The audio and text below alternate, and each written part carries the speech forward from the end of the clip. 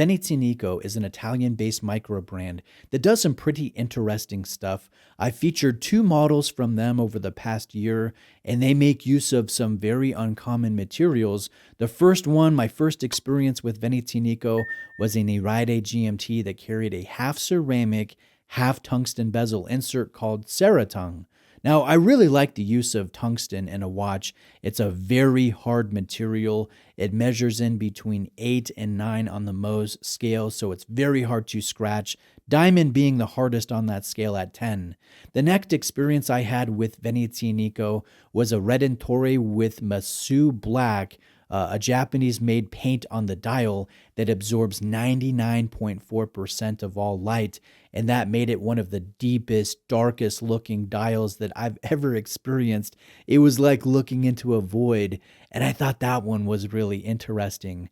But in front of the camera today is another Venezianico, and this one is the Nereide that makes use of a carbon composite dial and a carbon composite bezel insert. This is called the Carbonio and looks very sharp. Now, the watch head is made out of 316L stainless steel. This has a black physical vapor deposition applied throughout. It's 42 millimeters in case diameter, 49 millimeters lug tip to lug tip, and only 12.6 millimeters in overall height to the top of this flat sapphire crystal. And that thin profile makes a very positive difference on wrist. I like the way this fits. The lug width is 22 millimeters, and it will be placed on a black fitted rubber strap that has some nice texturing. This is made in Italy. And note how the form of the strap here flares out and matches the bevel line on the lug tops of this coated case. I really like the forged carbon here. I think it looks very cool. This is made from carbon fibers that are placed within a resin and then fused together at high pressure and high temperature, and the resulting material is a dark, irregular pattern that varies in the light and is very scratch resistant. No two dials, no two bezels will have the exact same pattern.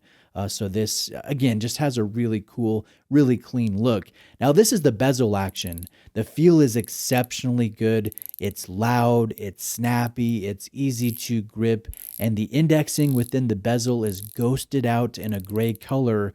And for an all-black watch, I think this is surprisingly legible. I have had absolutely no issues in reading the time at a glance. Now let's take a look at this in low light conditions. Venezianico has placed BGW9 from Superluminova throughout the hands and the markers, and it's also found on the triangular bezel indicator and also on the brand and model signature, and that's really interesting. I don't recall any other brand looming text on the dial. I've seen brands loom the date wheel, I've seen brands loom the crown signature, but I've never seen a brand loom the model or brand name, at least that I can recall, and that's a fun detail. Those portions of the loom don't stay visible too long in low light conditions, but the rest, the hands and markers, have great longevity. Now let's go to the fit. For reference, my wrist is 7.25 inches in circumference. The case has a mix of brushed and polished finishes, and this will not be hidden by the gunmetal PVD coating. The rubber strap is very comfortable. It's nice and long, so if you have larger wrists like I do, you won't have an uncomfortably short strap. There is extra material here to pass through the keepers. Now, the blackout nature of the design makes for a very stealthy, kind of underrated type of look, and I consider this a great piece or a great selection for casual attire.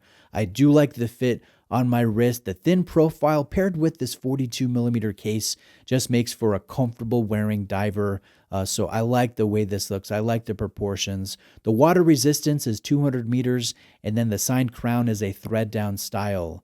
Let's go in on the dial now on a macro level and take a look at the pattern of this forged carbon. Again, I think this is the selling point of the watch. The markers are polished, they're faceted, and they're also cantilevered. So they will rest on the raised outer index ring and hover ever so slightly over this forged carbon dial. I think that's really cool. You can't really pick up on it from arm's length, but when you zoom in or you pull out a macro lens, this becomes noticeable, and I really enjoy finding uncommon details like this. The last brand that I saw that did something similar was the Zenith Defy Classic open work dial that I owned a couple years ago. Now there will be a double marker at the 12 position and no marker at the 3 position where the date window is placed. The date is white, and I don't think that this is a deal breaker, but I would have liked to see a gunmetal colored date wheel, just a dark dial match date wheel to play into the stealthy look of the overall piece. The last dial detail that I like is the applied Maltese cross logo that Venezianico uses. This will all be visible under a flat sapphire crystal that will have inner applied anti-reflective treatment. Now the watch has an SW200-1 movement within that is made by Sellita, and you will not be able to view it because there's a stainless steel case back that's coated, and it will have an engraving with a depiction of a Nautilus class submarine that was made in Venice for the Italian Royal Navy all the way back in 1913. Now, this ship's name was called the Nereide, and that's where Venezianico got the model name for this watch from. This submarine was over 130 feet long and unfortunately was sunk by a torpedo back in 1915 during World War I, and the Austro-Hungarian U-5 that sunk this Nereide was commanded by Jorg Ritter von Trapp.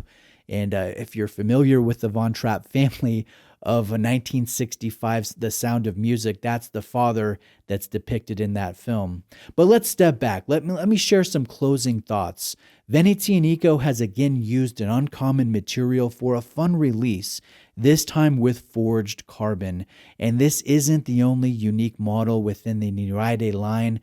They also offer the diver in various bold and conservative colors, as well as white enamel, aventurine, and green mother of pearl.